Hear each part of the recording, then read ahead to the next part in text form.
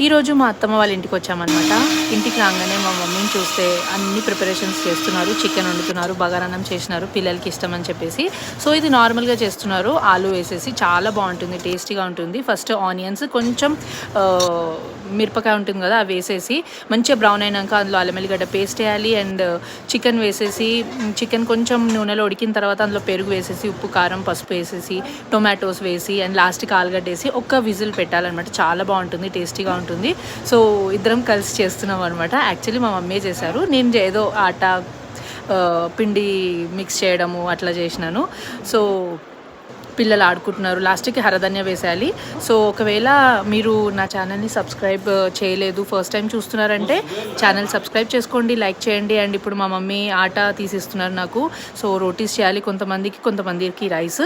So ఒకవేళ video కనుక నచ్చితే లైక్ చేయండి, షేర్ చేయండి అండ్ సబ్స్క్రైబ్ చేయండి. ఇప్పుడు పిల్లలకు పెడుతున్నాను. బాయ్.